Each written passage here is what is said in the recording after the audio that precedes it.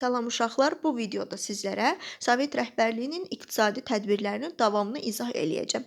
Keçən videoda mən sizə hərbi kommunizm və YIS siyasətinin izahını vermişdim. Hərbi kommunizm 1920 və 1921-ci illəri, YIS isə 1921 və 1925-ci illəri əhatə edirdi. Sovet rəhbərliyinə 1924-cü ildən Stalin gəlir, Lenindən sonra artıq Stalin gəlmişdi və Stalin 1925-ci ildən sosialistcəsinə yenidən qurmalara başlayır. Yəni YIS-dən imtina etmişdi. Sosialistcəsinə yenidən qurmalar 3 sahəni əhatə eləmişdi. Sənayeləşdirmə, kollektivləşdirmə və mədəni quruculuq tədbirləri. Bu videoda mən sizə sənayeləşdirmənin izahını verəcəm. Sənayeləşdirmədə ümumiyyətlə ölkənin müdafiə qabiliyyətini artırmağı əsasən ağır sənayenin inkişafında görürdülər. Yəni bunun üçün ağır sənayeni vacib hesab edirdilər. Lakin ağır sənayeni inkişaf etdirmək üçün bir böyük kapital axını lazım idi.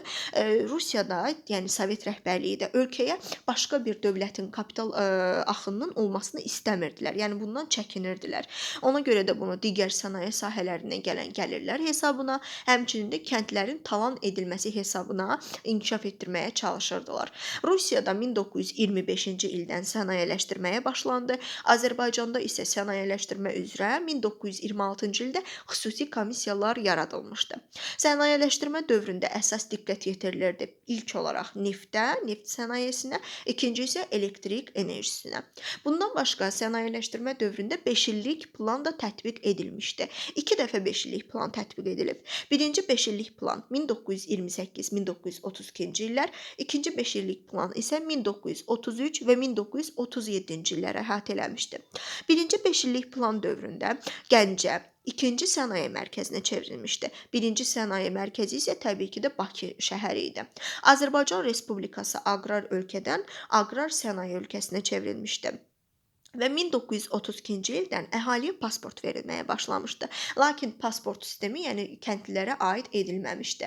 Buna görə də kəndlilərin şəhərlərə köçü məhdudlaşdırılmışdı və şəhərlərdə işçi qüvvəsinə tələbat çoxalmışdı. Bu tələbatı da Rusiyadan, yəni bura köçürülən əhali hesabına ödəyirdilər. Buna görə də 1939-cu il Ümumİttifaq siyahıya alınmasında Bakıda azərbaycanlıların payı təkcə 28% əhatə edirdi. Daha sonra ikinci 5 illik planda isə Azərbaycan SSR sənayeyə görə SSR-də 3-cü yeri tutmuşdu. Bakı isə əhalisinin sayına görə 5-ci yeri tuturdu. Bu sənayeləşdirmə neftdə də yəni bir sıra yeniliklər vermişdi. Nələr idi o yeniliklər?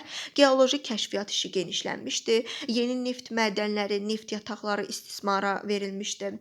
1930-cu ildə Bakı-Batum neft kəməri bərpa olunmuşdu. Həmçinin sənayenin digər sahələrində ilk kerosin benzin zavodu, sürtçü yağı kreqinq prosesi üçün zavodlar inşa edilmişdi və 1927-28-ci illərdə Salyan, Qaryagin, yəni Füzuli, Nuxa, yəni Şəkidə istilik elektrik stansiyaları, yəni İES-lər fəaliyyətə başlamışdılar. Sənayeləşdirmə dövründə kənd təsərrüfatında planlı təsərrüfata keçid var idi. Lakin bu planlı təsərrüfat, yəni bir sıra ziyanları da var idi. Ziyanlar nələr idi? Planlı təsərrüfat nəticəsində azad bazar ləğv olunmuşdu. Yəni azad ticarətə icazə verilmirdi. Çörək böhranı yaranmışdı, ərzaq qıtlığı yaranmışdı. Çörək ticarəti qadağan edilmişdi və taxıl müsadirə edilirdi. Buna görə də 1929-cu ildən kartoçka sistemi tətbiq olunmağa başlamışdı. Şəhərlərlə kəndlər arasında inkişaf tarazlığı pozulmuşdu. Yəni əhalinin sayı azalırdı da, şəhərlərə miqrasiya da həmçinin artmışdı. Qalçomaq təsərrüfatına ziyan dəymişdi. Yəni nəticələr bunlar idi.